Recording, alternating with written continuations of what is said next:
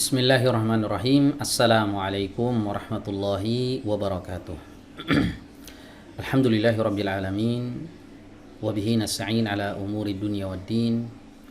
Nabiyyina Muhammad wa ala alihi wa sahbihi ajma'in, amma ba'd. Baik teman-teman sekalian, pada kesempatan kali ini insyaallah kita akan melanjutkan kembali bedah tajwid juz amma, dan di video kali ini insyaallah kita akan memasuki surat An-Nas ayat yang keempat. Ya, di video sebelumnya kita sudah membahas surat An-Nas ayat 1, ayat 2 dan ayat 3. Nah, buat teman-teman yang belum nonton video sebelumnya silahkan ditonton terlebih dahulu. Ya, link playlistnya sudah saya letakkan di kolom deskripsi ya. Silahkan dicek aja. Nah, sekarang insyaallah kita akan memasuki ayat yang keempat. Sebelum kita bahas ayat yang keempat ini, saya akan bacakan terlebih dahulu surat An-Nas ini dari awal ya. Di ayat pertama, ayat kedua, ayat ketiga, sampai ayat yang keempat. Baik, silahkan teman-teman menyimaknya dengan baik. Saya akan bacakan. A'udzu billahi minasy syaithanir rajim. Bismillahirrahmanirrahim. Qul a'udzu birabbin nas, malikin nas, ilahin nas, min syarril waswasil khannas. Baik, kita akan bahas dari huruf yang pertama ya teman-teman ya. Baik, ayat keempat ini dimulai dengan huruf mim. Ya, sebagaimana kita ketahui huruf mim adalah huruf yang keluar dari dua bibir yang dirapatkan. Ya, tapi hati-hati saat kita mengucapkan huruf mim itu kita merapatkan bibirnya ini biasa saja, nggak perlu terlalu ditekan ya. Nggak perlu seperti ini. Min syarri atau min syarri, ini juga kurang tepat. Jadi mingkem biasa aja mulutnya, seperti ini.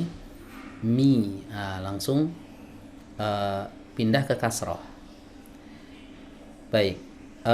Untuk mengucapkan kasroh dengan sempurna ada dua aktivitas yang harus dilakukan. Yang pertama adalah menurunkan rahang, yang kedua adalah mengangkat sedikit lidah bagian tengah. Mi. Nah, jadi rahangnya turun, lidah tengahnya naik sedikit.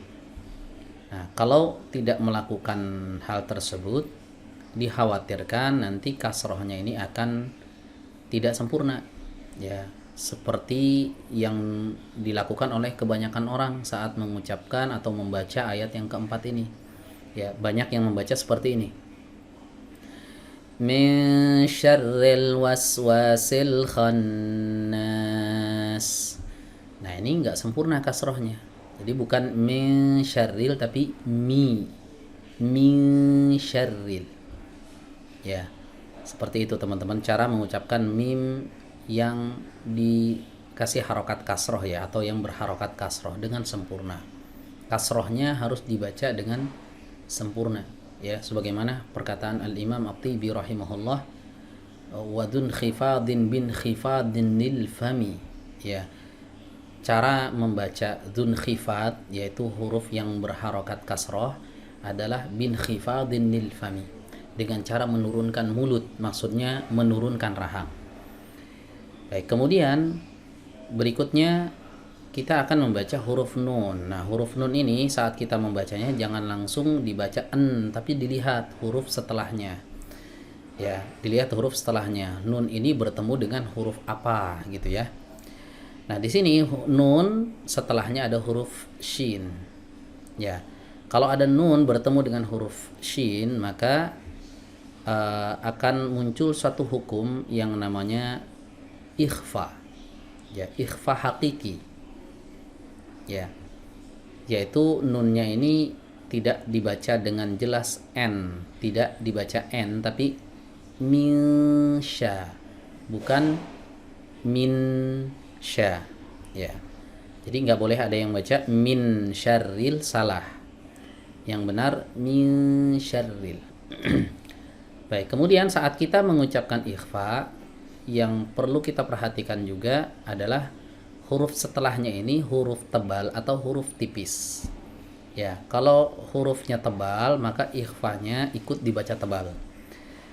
Kalau huruf setelahnya adalah huruf tipis maka ikhfanya juga dibaca tipis. Jadi mengikuti. Ya. Nah, sekarang kita lihat huruf shin yang ada di depan ini.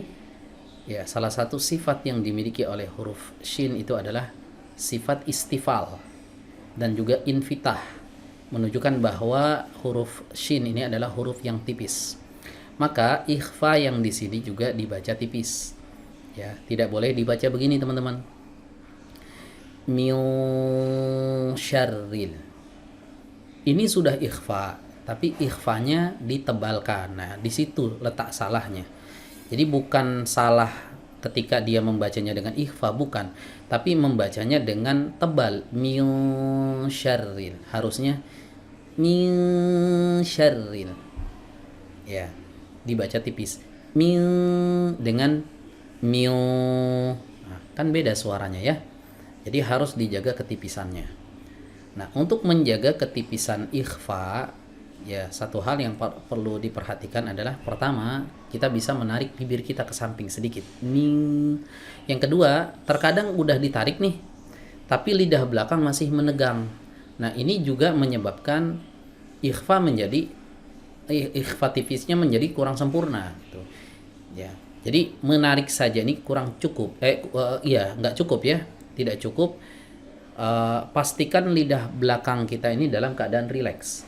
Min syarri. Kalau ditegangkan min syarri, tetap saja dia menebal ya. Kalau ditegangkan meskipun sudah ditarik nih bibirnya. Nah, ini hati-hati ya. Jangan sampai ditebalkan. Kemudian yang berikutnya, saat berpindah dari mi ke ikhfa, nun yang mukhfah, nun yang dibaca ikhfa ini, hati-hati jangan sampai melakukan yang namanya tamtid. Ya. Jadi jangan miu. Nah, ini telat nih. Miu. Miu, ini telat. Yang benar min syarril. Miu, jangan miu. Nah, nggak boleh diayun, teman-teman. Jadi, meskipun ngayunnya itu hanya sedikit nggak boleh. Di sini bukan tempatnya mengayun bacaan. Ya. Kalau mau diayun sedikit di ikhfa'nya. Nah, min syarril. Nah, itu sebagian ulama masih ada yang membolehkan. Ya. Seperti itu. Tapi kalau min, nah ini nggak boleh. Ya, tidak boleh diayun dari mi ke nunnya ini. Dalam artian telat masuknya itu nggak boleh.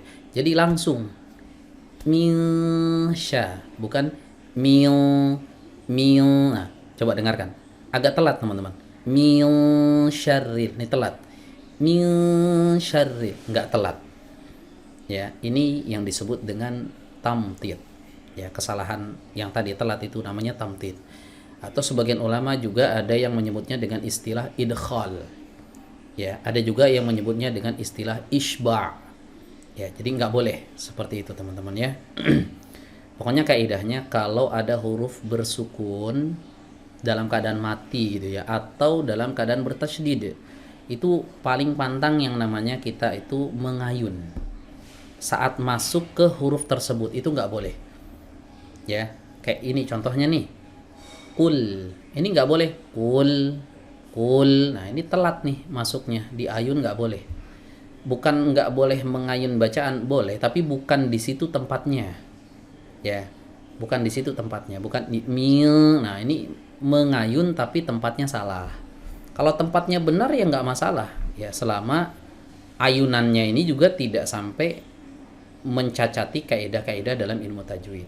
Ya, kadang ada yang membaca mad panjang di ayun tapi sampai memutus-mutus madnya, itu juga nggak boleh kalau seperti itu. Ya. Baik, kemudian berikutnya kita masuk ke huruf shin ya. Huruf shin ini adalah huruf yang keluar ya dari tengah lidah. Ya, dari tengah lidah. Jadi kalau diumpamakan ini tangan saya nih. Ini tengah lidah. Oke. Tengah lidah dari sini diangkat teman-teman naik ke langit-langit di atasnya. Mendekat ke arah langit-langit. Nggak sampai menempel ya, mendekat saja. Di sebagian di kitab-kitab tajwid itu dikatakan makhraj huruf shin itu tengah lidah bertemu dengan eh, langit-langit gitu ya. Tengah lidah bertemu dengan langit-langit. Nah, sebagian orang ada yang salah menafsirkan. Makna bertemu ini ada yang mengatakan ditempelkan ya. Padahal bertemu itu belum tentu menempel. Ya. Mendekat saja itu sudah dikatakan bertemu. Ya, misal kalau saya katakan saya tadi bertemu dengan si Ahmad. Apakah mesti saya menempel tubuh saya dengan tubuhnya Ahmad? Kan enggak. Ya, saya kasih jarak ya, dekat gitu kan. Saya sudah dikatakan bertemu. Ya, meskipun enggak sampai menempel. Nah, ini pentingnya teman-teman ketika kita belajar tajwid itu harus dengan bimbingan guru. Ya, jangan kita otodidak membaca buku gitu kan. Kemudian kita tafsirkan sendiri.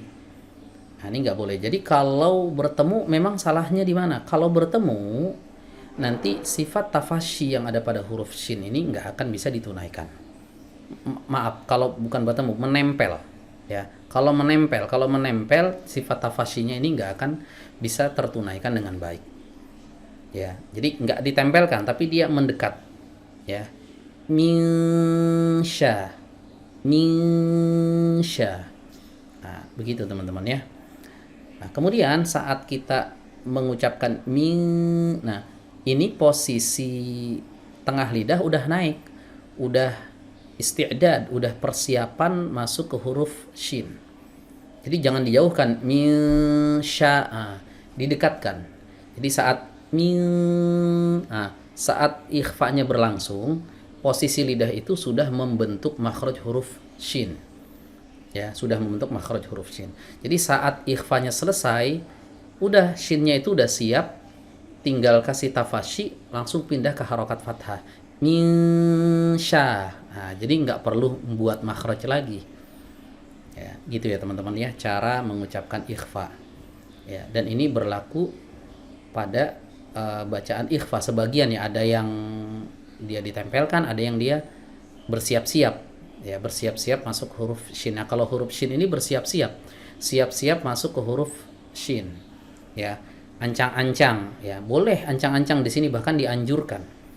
Ya, ada kondisi di mana kita mesti ancang-ancang, ada yang nggak boleh ancang-ancang ya. Ya, kayak misalnya di sini. Ini akan kita bahas besok ya, tapi nggak apa-apa. Kita bahas dulu nih. Alladzi yuwaswisu fil sudurin nas. Fil sudurin nas, ini fil jadi apa nih? Jadi miring harokat kasrohnya. Kenapa? Ancang-ancang mau masuk ke sad. Nah, ini nggak boleh. Ancang-ancang di kondisi seperti ini nggak boleh. Jadi minsya, minsya ini udah siap-siap. Saat siap-siap makhrajnya itu sudah membentuk huruf shin. Di ketika ikhfanya selesai, shinnya tinggal diucapkan sya. Nah, begitu teman-teman. Baik, kemudian hati-hati saat mengucapkan huruf shin. Huruf shin ini tadi kita jelaskan bahwa makhrajnya itu ada di tengah lidah. Ya, ada di mana? Di tengah lidah. Mendekat ke langit-langit atas.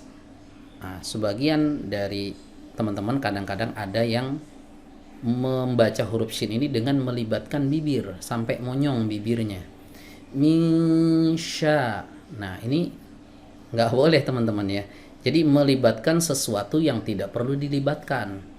Ya. Huruf shin bukan huruf bibir. Ya, huruf bibir, ingat huruf yang melibatkan bibir itu, teman-teman boleh catat ada 4 ya. Ada 4 huruf yang dia mesti melibatkan bibir. Selain ini jangan, nggak boleh. Ya. Pertama huruf mim. Ya, ini huruf mim. Melibatkan bibir. Ma, mi, mu. Satu. Yang kedua huruf ba. Ya, ba, bi, bu. Ya, melibatkan bibir. Kemudian yang ketiga huruf wawu. Wa, wi, wu, ya, melibatkan bibir. Yang keempat, ini huruf fa. Huruf fa itu pun yang dilibatkan hanya bibir bawah. Fa, fi, fu. Selain empat ini, tidak boleh kita melibatkan bibir dalam artian sampai monyong ya. Sampai monyong. Kalau misalnya kita mengucapkan huruf tebal, agak maju sedikit saja untuk menyempurnakan tebalnya, nggak masalah. Tapi kalau huruf shin ini sampai kadang-kadang ada yang bacanya tuh sampai monyong gitu. Min syarri gitu sampai maju. Nah, ini yang nggak boleh seperti ini ya. Jadi melibatkan sesuatu yang tidak perlu dilibatkan. Oke, gitu ya teman-teman ya. Baik, ini tentang huruf shin. Saat mengucapkan huruf shin ingat jangan sya. Jangan sya, ini tebal sya. Sya, sya, sya, agak ditarik. Sya dibuka sedang saja, kemudian tarik ke samping. Sya, jangan sya. Sya ini tanpa tarikan. Kalau sya ini jadi menebal fathahnya. Padahal di sini fathahnya harus dibaca tipis. Baik, berikutnya kita masuk ke huruf ro. Ya. Huruf ro dalam keadaan kasroh harus dibaca tipis ya. Jadi huruf ro ini huruf yang unik ya, huruf yang terkadang harus dibaca tebal, terkadang harus dibaca tipis, terkadang boleh tebal atau tipis, opsional. Nah, untuk kasus ini harus dibaca tipis teman-teman. Ya, harus dibaca tipis. Syarri, jangan syarri. Nah, jangan syarri, ri salah. Ri, tipis. Ya, itu yang betul. Baik, kemudian hati-hati huruf ro di sini dalam keadaan bertasydid. Ya, Al-Imam Ibnul Jazari rahimahullahu taala, ya, beliau yang dijuluki sebagai Hujjatul Qurra, hujjahnya para qari. Imam Ibnul Jazari rahimahullah. Beliau sampai mewanti-wanti jangan sampai, hati-hati. Ya, kita itu berlebihan dalam mengucapkan takrir yang ada pada huruf ro. Ya, jadi jangan baca begini teman-teman. Min syarril. Nah, ini R dalam bahasa Indonesia. Nah, perlu kita ketahui R tidak sama dengan ro, ya. Ro dalam bahasa Arab itu atau di Al-Qur'an itu beda dengan R di dalam bahasa Indonesia. Ya, kalau dalam bahasa Indonesia takrirnya itu banyak banget. Rrr. Nah, ini memunculkan banyak huruf ro. Ya, jadi huruf ro-nya itu cuma satu huruf ro-nya, ya. Jadi takrirnya itu nggak boleh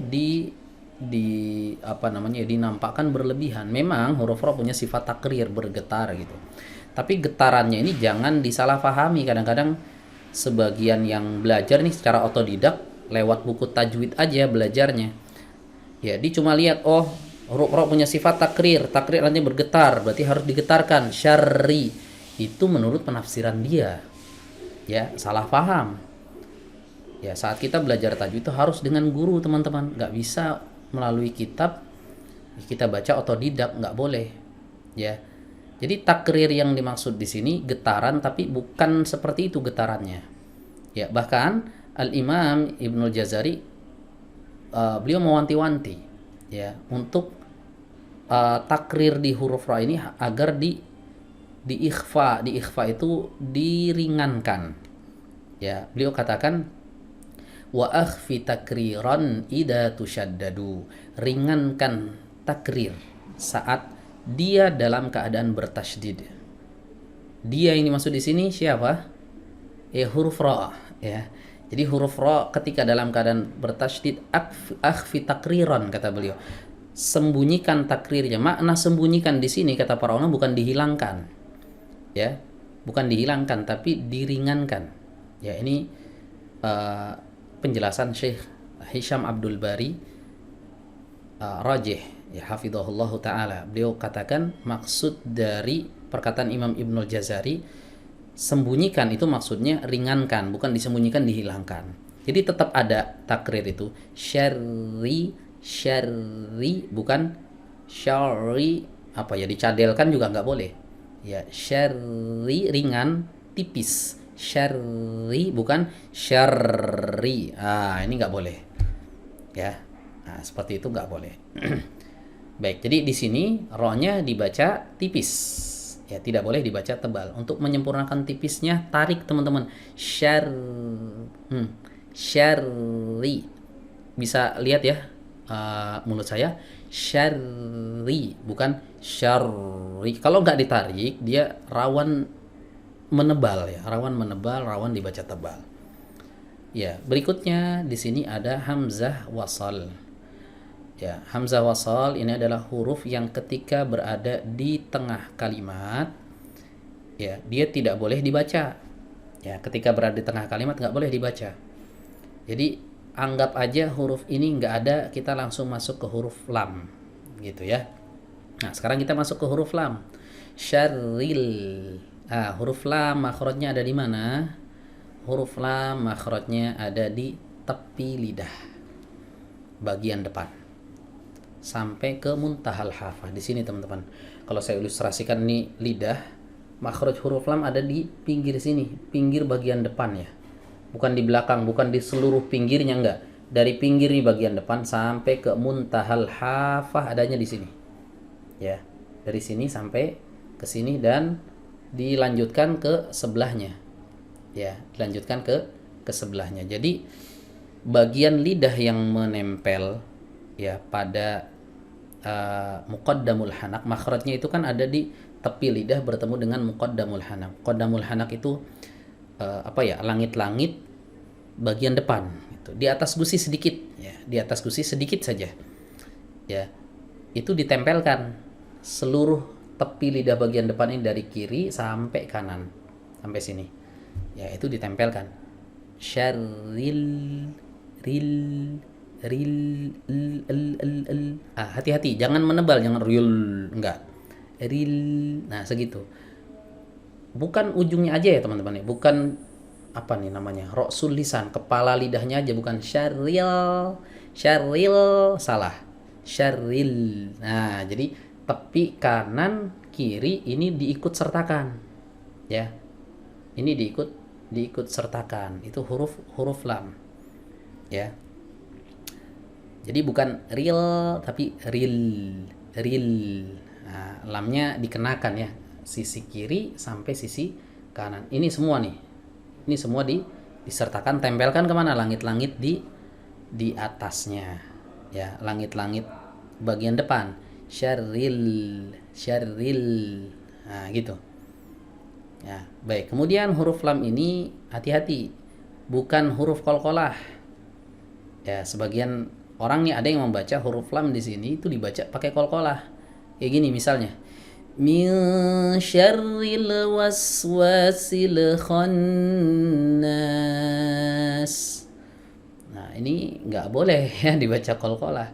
Ya, huruf qalqalah itu kan cuma 5. Baju di toko, itu kan ada 5. Atau kutbu jadin. Ya, kalau orang Arab nyebutnya kutbu jadin, kalau orang Indonesia biar mudah dihafalin baju di toko, itu kan. Ini kalau ditambah 1 huruf lam, baju di toko lu nanti jadinya. Ya, jadi 5 aja, baju di toko, udah. Lam jangan dikasih qalqalah. Jadi syarrilwa, rilwa, bukan rilwa. Nah, ini qalqalah nih, memantul. Nah, nggak boleh. Itu salah satu penyebabnya adalah bagian tepi lidahnya ini langsung dilepas. Jadi sebelum masuk ke huruf wawu itu dilepas dulu. Syarril, ini nempel gini. Syarril wa. Nah, itu dilepas dulu baru mengucapkan huruf wa. Harusnya jangan lepas dulu. Sabar, huruf lam ini dialirkan dulu suaranya sedikit. Syarril wa, rilwa. Nah, coba dengarkan teman-teman. Rilwa. Kan nggak ada pantulannya. Jangan rilwa. Nah, ini terlepas. Ya, terlepas. Jadi jangan dilepas duluan. Huruf lam tetap dilepas, tapi melepasnya itu kapan? Berbarengan dengan kita mengucapkan huruf wawu. Syarril, nempel nih, ril wa, mengucapkan huruf wawu lepas. Jadi nggak akan muncul qalqalah kalau seperti itu, teman-teman. Nah, ini dilatih ya. Dilatih, memang nggak bisa instan yang kayak gini, syarril wa. Suka kelepas. Kadang-kadang kita ngerasa udah bener nih. Ngerasa udah benar, wah udah nggak ada nih qalqalahnya. Coba dengarkan ke guru, perdengarkan ke guru kita. Itu biasanya guru itu telinganya lebih sensitif dari kita. Ya. Oh, masih ada kata gurunya. Itu biasa kayak gitu biasanya. Ya. Jadi kita itu kalau baca Al-Qur'an sendiri ngerasanya ya udah bener aja gitu. Tapi coba di depan guru. Ya, itu guru itu Masya Allah jasanya besar sekali. Hal-hal yang samar buat kita itu dikasih tahu oleh guru itu. Ya, jadi kadang-kadang oh ada nih tawalud sedikit atau ada pantulan sedikit di huruf lam. Ya, meskipun perasaan kita tuh udah nggak ada, ya perasaan kita namanya kita merasa bacaan kita tuh udah bener aja, gitu kan? Nah ini pentingnya kita belajar dengan guru teman-teman. Jadi kembali lagi di sini hati-hati saat kita mengucapkan huruf lam. Ya, jadi huruf lam ini kebanyakan orang tuh baca dipantulkan. Sekarang ganti, jangan dipantulkan, tapi dialirkan suaranya. Ya, dialirkan. Kenapa mesti dialirkan? Karena huruf lam memiliki sifat bainiyah. Ya, memiliki sifat bainiyah atau tawassut. Ya, jadi ada dua namanya nih. Kadang-kadang ulama mengistilahkannya dengan bainiyah, kadang-kadang mengistilahkannya dengan istilah tawassut. Apa itu bainiyah atau tawassut? Aliran suara sedikit. Syarril wa ril wa. Kalau nggak ada tawassutnya gini, syarril wa, nah putus suaranya, itu nggak ada tawassutnya. Syarril wa, itu ada tawassut atau bainiyah, dialirkan sedikit. Ya, mirip dengan rokhawah ya, tapi rokhawah ini lebih panjang sedikit ya. Kalau huruf lam ini nggak punya rokhawah, dia punyanya bainiyah. Sedang lah alirannya, nggak terlalu panjang. Ya, kalau terlalu panjang juga salah. Min syarril waswasil khannas. Salah tuh teman-teman. Ya, alirannya terlalu berlebihan di huruf lam. Ya, ingat sifatnya tuh bainiyah ya huruf lam itu ya, bukan rokhawah. Oke, berikutnya huruf wawu. Ya, huruf wawu, ingat huruf wawu di sini wawu ghairu maddiyah. Ya, wawu ada dua, ada wawu maddiyah, ada wawu ghairu maddiyah. Kalau wawu ghairu maddiyah ini wawu yang tidak memanjangkan dhammah sebelumnya. Ya, berbeda dengan wawu maddiyah, dia memanjangkan dhammah sebelumnya. Nih contohnya ini suduri. Nah ini wawu madiyah. Yang ini syarril wa. Ya, wa di sini wawu ghairu madiyah. Ya. Sama-sama wawu tapi beda makhrajnya. Ya, beda makhrajnya. Kalau yang ini yang di ayat 4 nih, min syarril waswasil, huruf wawu di sini makhrajnya ada di dua bibir, teman-teman. Dimajukan dua bibirnya. Dikumpulkan wa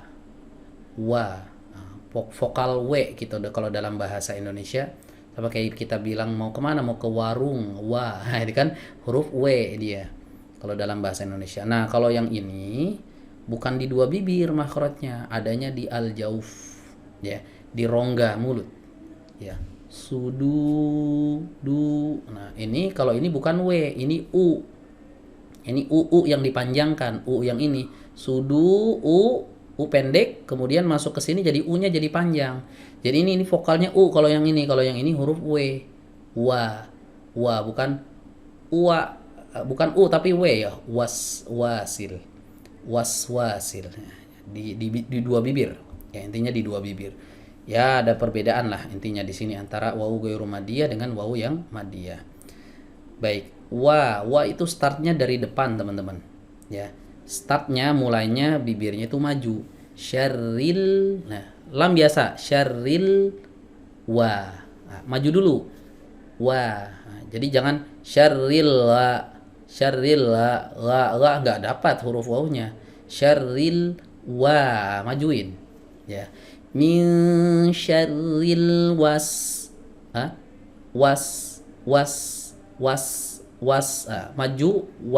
maju wa, dilatih teman-teman ya, dilatih supaya dia dikeluarkan benar-benar dari makhrajnya. Oke, kemudian masuk ke huruf berikutnya, huruf sin ya.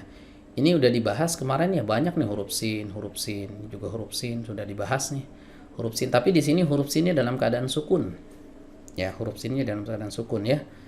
Nah, kalau huruf dalam keadaan sukun berarti huruf ini harus benar-benar kena semuanya nih, makhrajnya, kemudian sifat-sifatnya itu harus harus dapat gitu ya, harus kena nih. Baik, makhrajnya ada di mana huruf sin? Masih ingat ya teman-teman ya, di video sebelumnya udah kita bahas, makhrajnya ada di ujung lidah bertemu dengan bagian bawah dinding dalam gigi seri bawah. Ya, saya ulang. Ujung lidah, kalau dikatakan ujung lidah di sini teman-teman ya, ujung-ujung lidah atau kepala lidah ya, bertemu dengan dinding dalam bagian bawahnya. Dinding dalam atau bagian bawah dari dinding dalam gigi seri bawah. Gigi seri bawah yang ini. Nah, ini dinding luar, nih. Dinding dalam sini. Nah, di dalamnya. Itu dinding dalam. Nah, dinding itu kan kalau diumpamakan dinding rumah, nah itu kan tinggi gitu ya. Ada bagian atasnya, pucuknya nih, ada bagian bawahnya. Di sini bagian bawahnya ini gusi lah, ibaratnya ini gusi, ini dinding bagian bawahnya. Jadi ujung lidahnya itu tempelkan ke dinding bagian bawahnya ini, nempel saja, ingat jangan ditekan. Jangan ditekan kuat begini, enggak akan muncul nanti makhrajnya, apa namanya, suaranya dari makhraj yang tepat. Memang makhrajnya udah benar tapi suaranya nanti pasti akan tertahan. Ya, jadi tekanannya nggak boleh terlalu kuat. Yang dikuatkan apanya? Yang dikuatkan anginnya. Was, dorong kuat, ya, menyembur kuat, ya, ini disebut dengan hams, ya.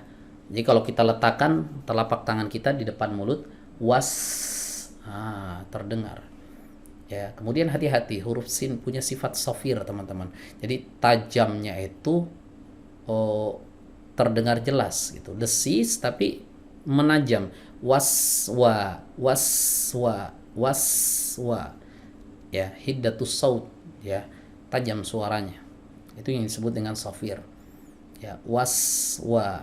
Jadi jangan waswa nanggung, apa ya, tajamnya itu menanggung ya, dibilang tajam yang enggak gitu ya, dibilang enggak tajam juga ada desisnya ya. Nah, jadi jangan tajamkan sekalian, waswasil, waswasil, tapi tekanan ujung lidah dengan apa namanya, bagian bawah dari dinding dalam gigi seri bawah itu tekanannya lemah saja, jangan was,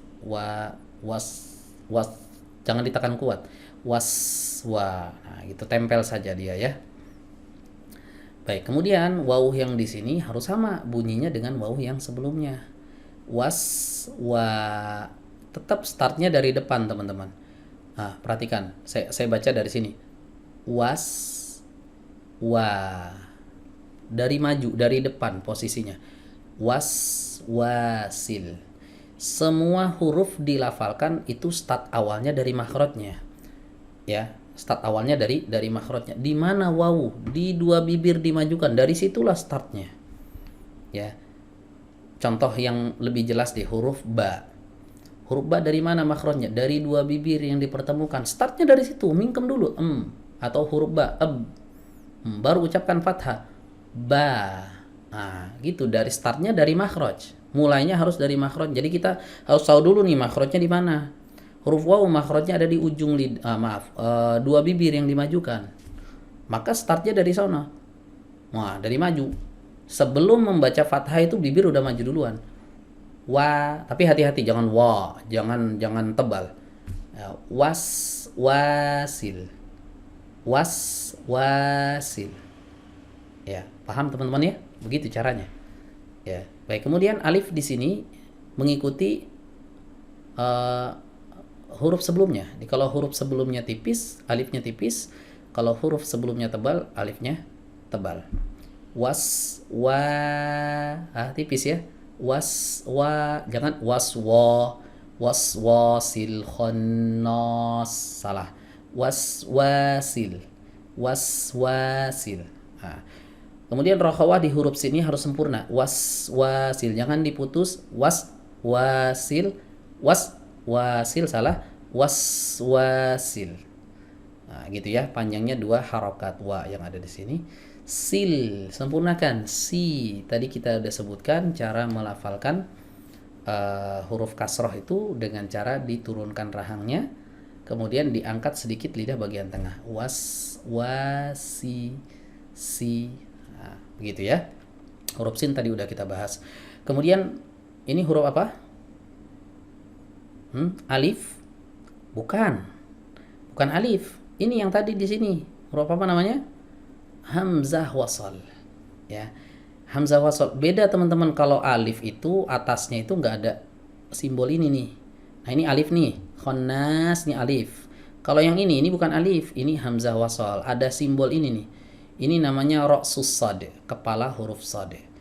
Untuk menandakan kalau yang di bawah simbol ini tuh bukan alif, ini hamzah wasal. Nah, hamzah wasal ini tidak dibaca saat berada di tengah sebagaimana yang tadi nih. Jadi langsung masuk ke huruf lam. Ingat huruf lam. Ya, tadi udah kita bahas makhrajnya ada di tepi lidah. Di tepi lidah bagian depan sampai ke muntahal hafah, kemudian ke tepi berikutnya. Sil, sil, sil. Nah, sil. Terdengar tebal? Itu bukan tebal. Kalau tebal sil. Nah, itu tebal. Sil. Nah, itu enggak tebal.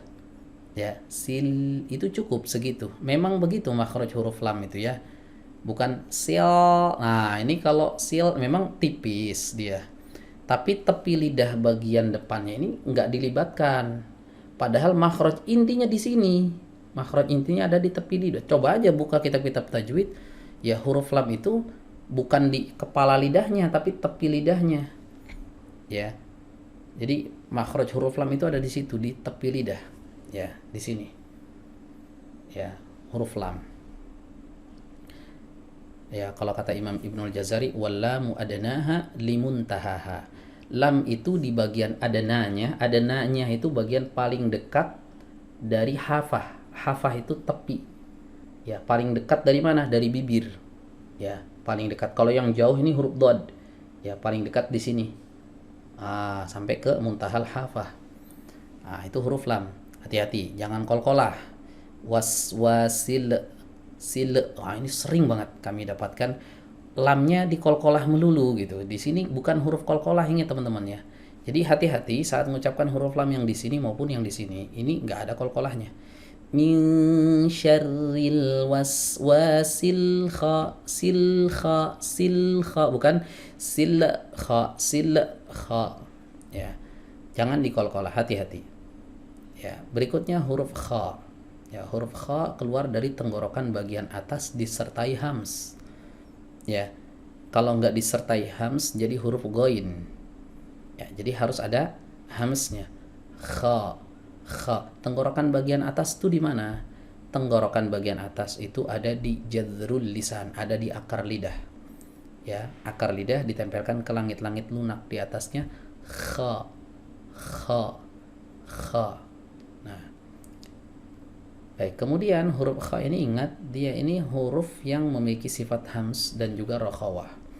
Ya, kalau ada huruf terkumpul di situ sifat hams, sifat rokhawah, maka tekanannya tidak boleh terlalu kuat teman-teman. Kenapa? Karena hams dan rokhawah dua-duanya sifat lemah. Jadi jangan khannas enggak. Biasa khannas. Ya. Kemudian huruf kha ini kan berharokat fathah ya. Fathahnya tebal. Jadi fathahnya baca tebal. Maka suaranya ini diarahkan ke langit-langit ya. Kha, karena huruf kha punya sifat isti'la. Kha. Jadi bukan kha keluar ke depan, bukan, tapi ke atas. Kha. Ya. Jadi sampai kalau para ulama mengatakan yamtaliul fam bisadahu. Jadi mulutnya itu mengumpul di sana suara gemanya. Suara gema huruf kha terpenuhi, mulutnya terpenuhi dengan suara gema itu. Kha gitu. Tapi jangan sampai kho. Nah, ini enggak keluar. Fathahnya keluar tetap kha. Tapi bukan kho tebal. Jadi kha di sini harus dibaca tebal, teman-teman. Ya. Oke, intinya harus dilatih nih. Ya, harus sering dilatih. Berikutnya huruf nun. Ya, huruf nun ya, sama seperti huruf nun yang ada di sini ya. Ini semua udah kita bahas sebelumnya ya. Ujung lidah bertemu dengan apa? Dengan gusi. Khannas. Nah, sama penjelasannya dengan yang ada di video sebelumnya ya. Ini udah kita bahas kemarin. Nah, buat teman-teman yang belum nonton, ditonton dulu ya pembahasan yang ada di bagian ujung ini. Ini sama semua cara pelafalannya. Rabbin nas, malikin nas, ilahin nas, sama semuanya. Khannas. Nah, ya. Nah, dibaca berapa harokat nih? Al-khannas. Ini mat arid disukun, panjangnya boleh 2, boleh 4, boleh 6. Ya, opsional, silakan pilih. Ya, mau 2, mau 4, mau 6. Itu nggak masalah. Ya. Idealnya semua dibaca sama. Kalau sininya 2 ya 2 semua. Kalau sininya 4, 4 semua. Kalau sininya 6, 6 semua gitu. Tapi kalau seandainya dibaca sini 6, sini 4, sini 2, sini 2 juga, itu boleh nggak? Ya, ini menyelisihi yang utama. Tapi kalau dikatakan sampai haram, enggak, insya Allah. Ya, karena itu kan sifatnya opsional ya. Sifatnya opsional. Tentunya bacaan itu lebih enak ketika dia itu seimbang gitu dibacakannya ya. Di sini 2 ya 2 semua, 4 4 semua, 6 6 semua gitu. Ya, sebagaimana kata Al-Imam Ibnu Jazari rahimahullah, wal lafdzu fi nadhirihi kamitslihi. Ya, lafaz dengan yang semisalnya itu ya harus sama ya. Kalau 4 4 semua, ya 6 6 semua gitu. Oke, saya baca ya teman-teman ya. Ini udah selesai, saya baca 3 kali, silakan teman-teman simak. Ya, saya baca dari sini nih. Ya. Dari awal ayat 4 sampai akhir, sampai sini. Oke, silakan disimak, saya baca 3 kali, ya. Min syarril waswasil khannas. Min syarril waswasil khannas. Min syarril waswasil khannas. Ya, seperti itu cara membacanya teman-teman ya. Baik, kalau misalnya ada teman-teman yang mendapati kesalahan ya dalam bacaan saya, tafadhalu ikhwan, dikoreksi. Ya, jadi di sini intinya kita sama-sama belajar. Saya nggak merasa mengklaim apa yang saya jelaskan ini atau bacaan saya ini bacaan yang paling benar, enggak. Karena kita semua masih belajar, ya. Kita sama-sama belajar. Nah, buat teman-teman yang mungkin lebih alim dari saya sangat berterima kasih kalau seandainya ada yang mendapati kesalahan. Oh, Ustaz, harusnya enggak begitu cara bacanya. Harusnya begini, atau ada penjelasan saya yang salah. Ya, mohon diluruskan. Jadi saya mohon buat teman-teman yang mendapati kesalahan, ya, ini diluruskan. Nanti kalau memang salah saya rujuk dari pendapat saya yang memang salah gitu. Saya akan jelaskan lagi insya Allah di pertemuan yang berikutnya bagaimana yang benarnya. Ya, dan saya akan berterima kasih banyak sekali kalau misalnya memang ada yang menemukan kesalahan dalam bacaan saya atau dalam penjelasan saya. Ya, baik, mungkin kita cukupkan teman-teman sampai di sini pertemuan kita. Ya, Masya Allah ini cukup panjang ya pembahasan ayat yang keempat ini. Ya, tapi nggak apa-apa. Buat teman-teman yang nonton sampai sini, ya, Masya Allah, sampai sini masih pantengin nonton, luar biasa antum. Ya, hebat. Ya, semangat berarti antum belajarnya. Baik, mungkin kita cukupkan sampai di sini. Kurang lebihnya mohon maaf kalau ada kesalahan. Ya, kita akhiri dengan membaca doa kafaratul majlis. Subhanakallahumma wa bihamdik, asyhadu an la ilaha illa anta astaghfiruka wa atubu ilaika. Wassalamualaikum warahmatullahi wabarakatuh.